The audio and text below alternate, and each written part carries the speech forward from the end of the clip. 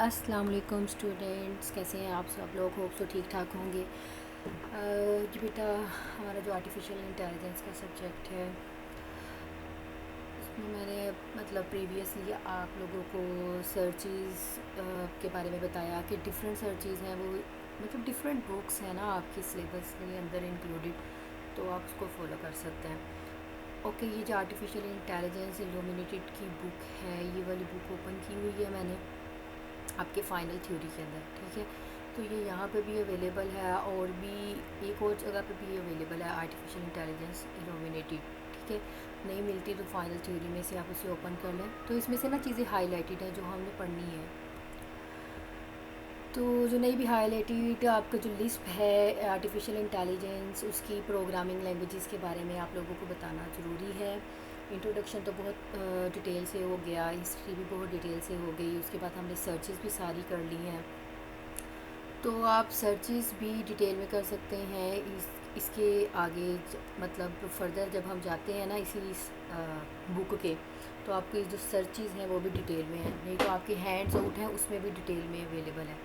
Okay जी, artificial intelligence programming languages, a number of programming languages exist the that are use to build artificial intelligence system. बहुत सारी programming languages exist करती हैं आपकी artificial intelligence system को build करने के लिए। General programming languages such as C++ and Java are often use because these are the language with which most common भी है, और कंप्यूटर जो है वो साइंटिस्ट इसके बारे में एक्सपीरियंस रखते हैं, तो वो बेसिकली आपकी जावा और C++ इसकी बेस है। There also exist two programming languages that have features that make them particularly useful for programming artificial intelligence के सब्जेक्ट में प्रोजेक्ट्स में टू तो बेसिक हैं जिसको हम प्रोलॉग और लिस्प कहते हैं। ये टू आर्टिफिशियल इंटेलिजेंस की मेजर लैंग्वेजेस हैं। We will now provide a brief overview of these two languages and explain how they are used in artificial intelligence research. So दोनों ये जो languages हैं आपकी इसी चैप्टर के अंदर पॉइंट्स में मैंशनड है।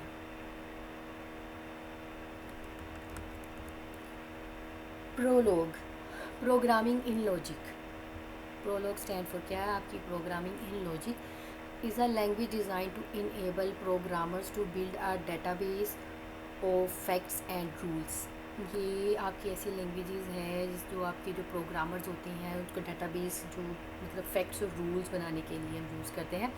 And then to have the system answer questions by the process of logic deduction using the facts and rules in the database. तो जैसे जैसे आगे जाएगी फिर आप लोगों को क्लियर हो जाएगा कि ये फैक्ट्स और रूल बेस्ड लैंग्वेज है, इतना याद रखें। Facts entered into a Prolog database might looks as follows. So आपकी जो फैक्ट्स हैं वो जब हम प्रोलॉग डेटाबेस के अंदर, चूँकि ये डेटाबेस है तो प्रोलॉग डेटाबेस के अंदर हम कैसे लिखते हैं, लुक्स लाइक दिस, जैसे कि टेस्टी है और उसको पैरेंथेसिस के अंदर चीज़, मेड अंडरस्कोर फ्रॉम, जैसे हम एक वेरिएबल बनाते हैं फिर उसको जैसे अक्सर हम अपने वेरिएबल्स को कॉल करते हैं cheese comma milk, this contain milk and calcium, देखिए हर एक के बाद डॉट लग रहा है। These facts can be express as the following English statement. So इसको हम जब प्रोलॉग डेटाबेस के अंदर लिखें तो ऐसे लिखना है, अगर हम इसको इंग्लिश में पढ़ेंगे तो ऐसे होना है। देखिए ऐसे ही होता है ना, cheese is tasty, cheese is made from milk, yes cheese is made from milk, milk contains calcium. So अब आप लोगों को बड़े अच्छे समझ आ गई होगी कि ये प्रोलॉग डेटाबेस के अंदर कैसे होता है और हमारी इंग्लिश स्टेटमेंट के अंदर कैसे है। We can also specify rules in a similar way which express relationship between objects and also provide the instructions that the prologue theorem prover will use the answer queries. The following is an example of a rule in prologue. Okay जी, वो fact था, आप इसके rule को देखते हैं। contain into x comma y made from x comma z contain zy. This rule is made up of two main parts. So ये जो रूल है वो टू मेन पार्ट्स के ऊपर डिपेंड है, सेपरेटेड बाय द सिंबल। किन symbol के साथ है? ये देखिए इस सिंबल के साथ इसको सेपरेट किया गया है, एक तो ये पार्ट है, दूसरा ये पार्ट है। This rule is made up of two main part, okay, जिसको हम सेपरेट किया किस सिंबल के साथ, हमने कॉलन और हाइफन के साथ। The rule just takes the form B, ठीक है। अगर हम इसको, वैसे तो इम्प्लाइज होता है, अब ये कॉलन है तो इसको देख लेते हैं इसका क्या मतलब ये नीचे बता रहा है।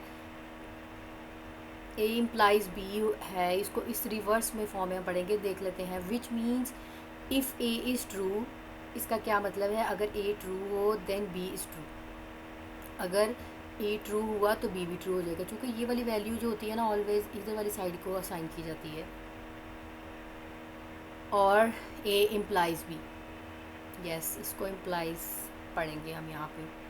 वैसे तो इम्प्लाइज का साइन और है, लेकिन चूँकि रूल्स हैं प्रोलॉग के तो फिर हमने इसको इम्प्लाइज ही पढ़ना है। Hence the rule given above can be translated as if X is made from Z. अब जो ऊपर ये वाला रूल है, ये वाला रूल गिवन रूल क्या कहता है, इसको कैसे ट्रांसलेट करना है। If X is made from Z, अगर एक्स जो है वो जी से बन रहा है and G contains Y, then अगर जी वाई के ऊपर डिपेंड कर रहा है, जी के पास वाई है तो क्या है, देन एक्स कंटेन्स वाई। अगर जी वाई के ऊपर है, चूँकि ये जी इसके साथ है, वाई की वैल्यू जी को साइन होगी, इसके ऊपर डिपेंड कर रही है, तो ये वाला एक्स है, तो then X also contains Y.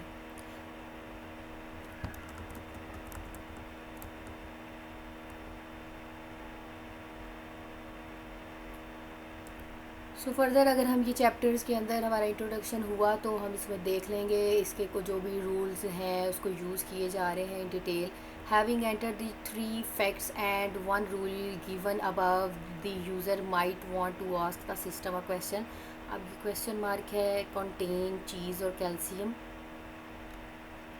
Using a process known as resolution which is described in detail in chapter 8, the prolog system is able to use the rule and the fact to determine the because cheese is made from milk। क्योंकि ये example है उसको elaborate कर रहे हैं, आपको read करना बता रहे हैं कि ये प्रोलो लैंग्वेज ये है। And because milk contains calcium therefore cheese does contain calcium, it thus respond yes. तो ये क्वेश्चन मार्क का मतलब ये है कि ये पूछ रहा है, ये क्वेश्चन है कंटेन चीज़ और कैल्शियम, क्या चीज़ के अंदर कैल्शियम है। तो वो चूँकि वो मिल्क से बनती है तो मिल्क के अंदर अगर कैल्शियम होता है तो साफ सी बात है चीज़ के अंदर कैल्शियम होगा ना, तो इट्स मीन यस। तो ये फैक्ट्स और रूल्स कंबाइन हो गए। It would also be possible to ask the system to name everything that contains calcium. ये भी क्वेश्चन है, कंटेन एक्स कैल्शियम। अब एक्स क्या है यहाँ पे, एक्स में कोई भी वैल्यू आ सकती है, ठीक है, एक्स में मिल्क भी आ सकता है, एक्स में चीज़ भी आ सकती है, it's very simple. The system will use the same rules and facts to deduce that milk and cheese both contain calcium. So milk में भी कैल्शियम है, चीज़ में भी कैल्शियम है, सो विल रिस्पॉन्ड क्या है, X is equal to milk भी हो सकता है और चीज़ भी हो सकता है। This has been a very simple example but it should serve to illustrate how prologue works।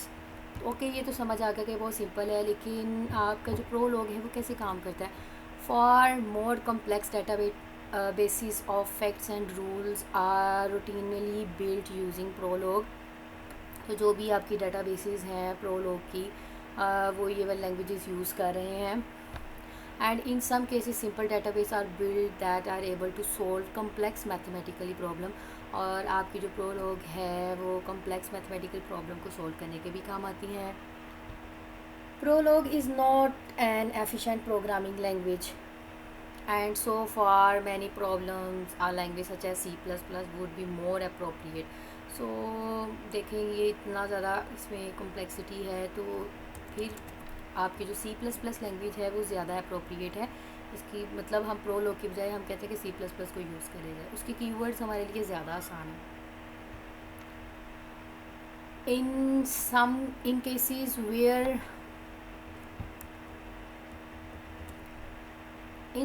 where logical deduction is all that is required and the interactive nature of Prolog interface is suitable, then Prolog is clear choice.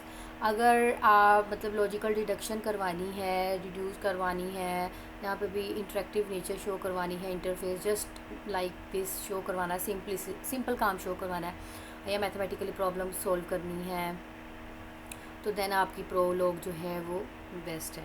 Prologue provides a way for programmer to manipulate data in the form of rules and facts. ठीक है जी, इसका काम है rules और facts की base पे काम करना without needing to select algorithm और methodologies for handling those data. इसका ये काम नहीं है कि इसने एल्गोरिथम सेलेक्ट करना या मैथडोलॉजी हैंडल करनी है या डाटा को डील करना, इसका ये काम नहीं है. ठीक है, वैसे रूल्स और फैक्ट्स लगाने होते हैं. जो आपकी डाटाबेस होती है ना, डाटाबेस बनी हुई है आपकी, उसके ऊपर रूल्स और चेक्स लगे हैं. आपने इस तरह प्रोग्राम लिखना है, इस तरह कोडिंग करनी है डाटाबेस के अंदर, वो रूल्स आपके प्रोलॉग के हैं. ओके जी, list programming is a language that more closely resembles the imperative programming language such as C++ होगी, Pascal होगी, then does Prolog. पहले ये इनके साथ अटैच होती है, C++ और Pascal जैसी है, then फिर जो है वो Prolog के साथ ही डील करती है. As its name suggests, चूँकि ये लिस्ट प्रोग्रामिंग है, उसका नेम ही बता रहा है कि list is based around handling of list of data. उसके नाम से ही क्लियर है कि ये लिस्ट ऑफ डाटा को क्या करेगी, हैंडल करेगी. List is in list is contained within brackets such as, इस तरह हम इसके अंदर लिखते हैं. ब्रैकेट यूज़ कर रहे हैं ABC. This is a list of 3 items. Lisp uses list of represent data but also to represent programs. Hence a program in Lisp can be treated as data.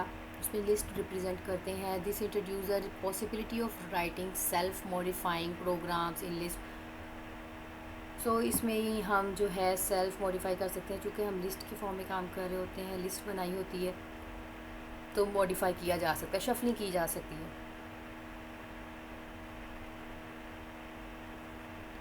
Okay, ये next chapter है कोई chapter number 13. It allows us to use evolutionary technique, ज़्यादा उससे बेहतर तकनीक जो है वो to evolve better list program. Evolutionary तकनीक होती है तो वो लिस्ट प्रोग्राम से ज़्यादा बेहतर जो है वो यूज़ होती है. List is far more complex language syntactically. इसके अब जो सिंटैक्ट पता चल गया है आप लोगों को क्या होता है, बिकॉज मैंने आप लोगों को नेचुरल लैंग्वेज प्रोसेसिंग पढ़ाया है.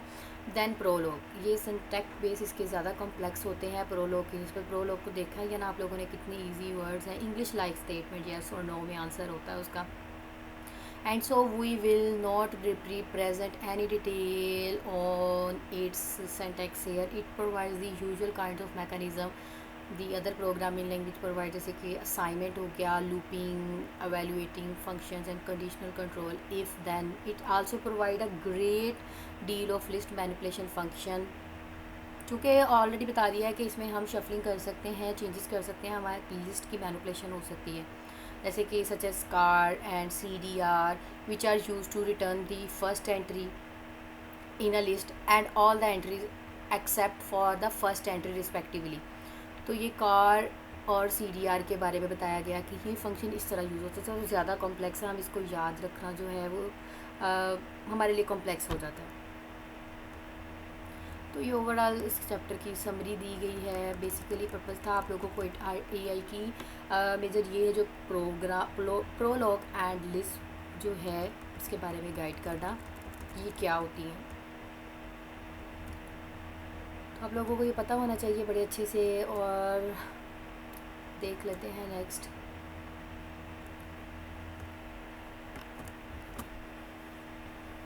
ओके, ये है हमारा चैप्टर नंबर 3 जिसमें हमारी है नॉलेज रिप्रेजेंटेशन. इसी बुक में से ही है, आर्टिफिशियल इल्यूमिनेंस में से.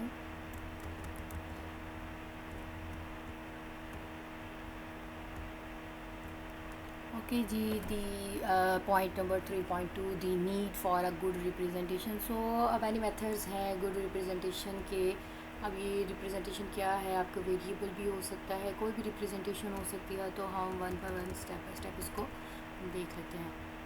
तो रिप्रेजेंटेशन हर एक लैंग्वेजेस की डिफरेंट होती है, ठीक है। जैसे कि अब ओरेकल की बात कर ले, प्रोलॉग की आपको बताया, लिस्प के बारे में बताया। आर्टिफिशियल इंटेलिजेंस जो प्रॉब्लम सॉल्व करने के तरीके हैं, सर्च प्रॉब्लम है, यूज़फुल और एफिशिएंट है, मीनिंगफुल है। तो डिफरेंट प्रेफरेंसेस हैं, रिप्रेजेंटेशन है गुड डाटा की। जैसे हम डाटा का स्ट्रक्चर डिटरमाइन कर देते हैं। आर्टिफिशियल इंटेलिजेंस में डिफरेंट आपको सर्चेस के मेथड्स बताए हैं, तो हर किसी में डिफरेंट टेक्निक को यूज़ हुआ है, ठीक है। उसको डिफरेंट उसके ऊपर मेथड अप्लाई की है, जिससे हमारा जो टाइम है वो भी सेव हो और कम्प्लेक्सिटी भी कम से कम हो और हमारी प्रॉब्लम भी जल्द सॉल्व हो। Semantic nets. Semantic net is a commonly used representation in artificial intelligence. A semantic net is a graph consisting of nodes that are connected by edges. So आपका जो semantic net है किस purpose के लिए use करते हैं हम, graph के ऊपर ये डिपेंड होता है, ठीक है जी। तो हमें पता है ग्राफ किसके ऊपर डिपेंड होता है, नोड्स होती हैं, उसके ऊपर एजेस होते हैं। The node represent objects and the links between nodes represent the relationship between those objects. So आपकी जो नोड है वो क्या रिप्रेजेंट कर रही होती है, वो आपका एक ऑब्जेक्ट को रिप्रेजेंट कर रही होती है, और जो लिंक्स होते हैं वो इन नोड्स का आपस में रिलेशनशिप जोड़ रहे होते हैं। आपने ग्राफ्स देखे हैं ना, नोड्स बनी हुई हैं, ए को बी नोड के साथ जोड़ा, तो वो जो लाइन के साथ जोड़ते हैं वो आपकी एजेस होते हैं, और जो ए और बी ETC हैं वो आपके ऑब्जेक्ट्स हैं, वो आपके नोड्स हैं। The links are usually labeled to indicate the nature of the relationship. So आपके यहाँ पे links क्या हैं, वो लेबल जो एक दूसरे के साथ मतलब ऑब्जेक्ट्स को जोड़ते हैं वो relationship as a nature form में शो होती है। ये देखिए यहाँ पे एग्जांपल है सिंपल सिमेंटिक नेट की, तो आप देख लें ये आपके ऑब्जेक्ट हैं, dog, Fido, cat, Bob, builder, Fang, mice, cheese, ये सारे आपके ऑब्जेक्ट हैं। और जो एरोज़ हैं उसके ऊपर जो is a, on, is a, chases, eat ये लिखा हुआ है, ये आपके लिंक्स हैं, ये आपके एजेस हैं। So note that this is a semantic net. The links are arrows meaning that they have a direction, ठीक है, इनकी एक डायरेक्शन है और उसी डायरेक्शन की तरफ से बैकवर्ड जाने का रास्ता नहीं है। It may be that Fang does chess, Fido as well, but this information is not present in the diagram. So maybe वो different काम कर सकते हैं, लेकिन जिस तरफ एरो है बस वो उसी की तरफ ही फोकस होगा। तो ये होती है knowledge representation, good knowledge representation. Semantic nets to have limitations such as inability to represent negations, ऐसे कि Fido is not a cat. So ये rules based है, फर्स्ट ऑर्डर जो आपका ऑर्डर है दिया गया उसको फॉलो करेगा ये।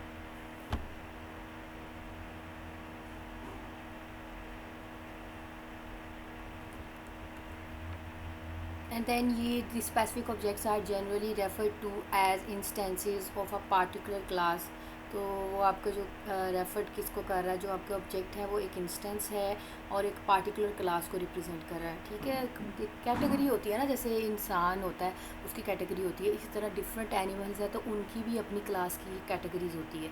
तो मे बी वो जो इंस्टेंस है वो कैट है, फीडो है, वो मे बी वो कैट की कैटेगरी में हो, तो उस क्लास से बिलोंग करता है। तो ये जस्ट एक सिंपल रिलेशनशिप बता रहे हैं कि ये सेमेंटिक नेट रिलेशनशिप है।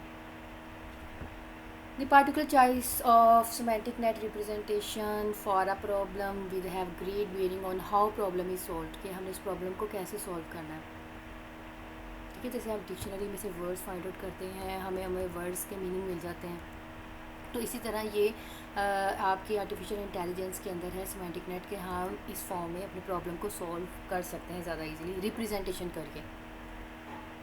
Inheritance is a relationship that can be particularly useful in AI is in programming आपका जो इनहेरिटेंस है वो क्या कैसा रिलेशनशिप शो करते हैं, पार्टिकुलर यूज़फुल होता है किसके अंदर, आर्टिफिशियल इंटेलिजेंस प्रोग्रामिंग के अंदर। The idea of inheritance is one that is easily understood. जो आपका इनहेरिटेंस का कंसेप्ट है वो हमें बड़े अच्छे से पता है कि हम इसको इजीली अंडरस्टैंड कर सकते हैं, ठीक है। इनहेरिटेंस का कंसेप्ट को इन डेप्थ में बताने की ज़रूरत नहीं है, आप सबको पता है कि वो क्या होता है। तो स्टेप बाय स्टेप एक सुपर क्लास होती है, फिर सब क्लासेस बनती जाती हैं, जैसे हमारे अबाव अजदाद हैं, फिर हम उसके नीचे मतलब फर्दर चलता जाता सिस्टम। तो ये है कि एक सुपर क्लास है, फिर उसके बाद सब क्लासेस जो हैं वो एट द एंड लूप जो है वो चलती रहेगी। अगर वो आपके बाइनरी ट्रीज़ की फॉर्म में आ रहा है इनहेरिटेंस, तो वो फिर जो उसकी डेप्थ लीफ होंगे वहाँ पे आपका ट्री एंड हो जाएगा।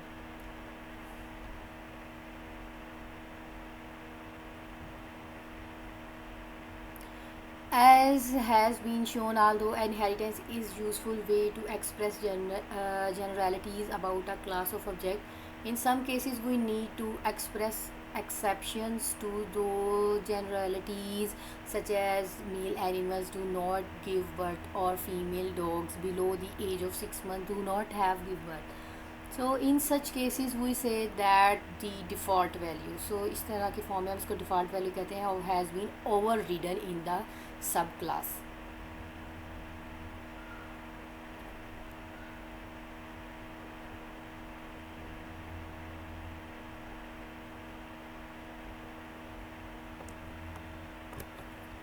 यहाँ पे ओवर रीडन का कॉन्सेप्ट वही है जो आपके C++ के अंदर है, like atomic value, atomic person होता है, इसके पास सारे इख्तियार है, मे बी वो एक्सेप्ट कर ले, मे बी वो रिजेक्ट कर ले। Is useful to be able to express in our chosen representation, वही बात आ गई ना, वो चूज़न के ऊपर डिपेंड कर रहा है, चूज़ रिजेक्ट करे या एक्सेप्ट कर ले। And can be over रीडन and which can not, मर्ज़ी है उसकी, उसको एक्सेप्ट करे या रिजेक्ट करे। थर्ड है आपका नॉलेज बेस्ड रिप्रेजेंटेशन का फ्रेम्स। अब फ्रेम्स के अंदर हम अपना डाटा को कैसे शो करते हैं, अपनी प्रॉब्लम्स को कैसे शो करते हैं। Frame based representation is development of semantic nets and allowed us to express the idea of inheritance. तो फ्रेम बेस्ड रिप्रेजेंटेशन आपकी एक्चुअली डेवलपमेंट है सेमेंटिक नेट्स की, और अलाउ करती है हमें कि अपना डाटा जो है वो हम इनहेरिटेंस की फॉर्म में शो करें। As with semantic nets, frame system consist of a set of frames और नोड्स। यहाँ पे सेमेंटिक नेट्स जो है वो फ्रेम सिस्टम के ऊपर कंसिस्ट होता है और सेट ऑफ फ्रेम्स नोड्स के ऊपर कंसिस्ट होता है, which are connected together by relations, और उनको आपस में रिलेशंस के साथ जोड़ा जाता है। Each frame describes either an instance frame और क्लास फ्रेम। एक इंस्टेंस फ्रेम होता है और क्लास फ्रेम है, उसके साथ हम इसको कंबाइन करते हैं। We have set the instance are objects. यहाँ पे हम कह सकते हैं कि जो आपके इंस्टेंसेस हैं वो आपके ऑब्जेक्ट्स हैं, without really saying what an object is. हम उसको ऑब्जेक्ट्स कह रहे हैं, अभी हमें नहीं पता कि कौन सा ऑब्जेक्ट एक्चुअली रियल में एग्जिस्ट कर रहा है। जैसे आप लोगों की प्रोग्रामिंग होती है, ऑब्जेक्ट प्रोग्रामिंग लैंग्वेज है, same like that here frames are just an object programming representation that can be use to build expert system. हम यहाँ पे जो फ्रेम्स हैं हम एक्सपर्ट सिस्टम बनाने के लिए यूज़ करते हैं। ऑब्जेक्ट प्रोग्रामिंग है ये frames has one or more slots which are assigned slot values. Semantic net आप लोगों ने देख लिया लाइक दिस। अब ये फ्रेम्स हैं हमारे पास, तो ये फ्रेम्स की एग्जांपल दी गई, जैसे कि ये बॉब है, फीडो है, फैंग है, वही वाली एग्जांपल जो आपकी थी ना ऊपर सेमेंटिक नेट की, उसको फ्रेम्स की फॉर्म में लिखा है। अब स्लॉट्स थी ना, इसकी स्लॉट्स बनी और स्लॉट्स वैल्यू देनी। अब Bob is a builder, Bob's on depend करता है, अब इसमें से कोई भी वैल्यूज हो सकती है। तो ये डिफरेंट स्लॉट्स हैं, ये उसकी स्लॉट्स वैल्यू हैं। माइस चीज़, बिल्डर डॉग, ईट चीज़, लाइक सभी जो हैं वो स्लॉट्स को फुलफिल कर सकते हैं। We can also represent this frame system in a diagrammatic form, उस तरह भी कर सकते हैं और इस फॉर्म में भी कर सकते हैं। वो स्लॉट्स की फॉर्म में था और ये इसकी पार्शियल रिप्रेजेंटेशन है ये किसकी है, आपकी सेमेंटिक नेट की। आपकी जो सेमेंटिक नेट वाली डायग्राम थी ना, उस तरह आप डायग्राम बनाए और डिफरेंट फॉर्म्स में आपने उसको कन्वर्ट करना है। अब ये बॉब है, Bob is a builder, on, FIDO, eat, Bob is a builder, अब जैसे ऑन फीडो, यस फीडो की तरफ मूव हो जाएगा, is a dog, Fido chases Fang, तो ये भी उसकी रिप्रेजेंटेशन का मेथड है.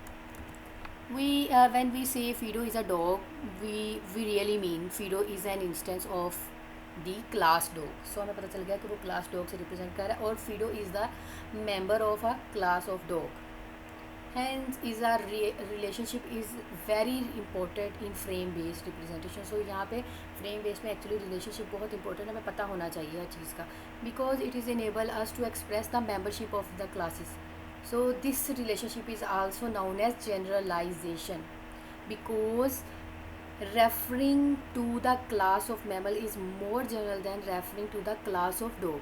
अब वो क्लास ऑफ मैमल्स की बजाय हमें पता होना चलना चाहिए कि फीडो क्या है. मैमल तो है लेकिन वो एक्चुअली डॉग की कैटेगरी है या कैट की कैटेगरी है, ये पता होना चाहिए. And referring to the class of dog is more general than the referring to the Fido. Okay, aggregation and association. It is also useful to be able to talk about one object being a part of another object. For example, Fido has a tail, and so the tail is part of Fido. तो किसका part है? वो FIDO का ही है ना, वो Fido dog है. The relationship is known as aggregation. तो आप उसकी उस डॉग की कैटेगरी के अंदर फर्दर उसके पार्ट्स को रिप्रेजेंट करें तो this is called the aggregation, because FIDO can be consider an aggregate of dogs parts. Other relationship is also known as association. An example of such relationship is chassis relationship. This explain how Fido and Fang are related or associated with each other. अब Fang और Fido कैसे एक दूसरे के साथ related है? Not that association relationship have meaning in two direction. अब यहाँ पे two directions बनती है. The fact that Fido chases Fang means the Fang is chased by Fido. So we really expressing two relationship in one association. So generalization, association and aggregation, ये three concepts आते हैं आपके frames के अंदर, frame based के अंदर.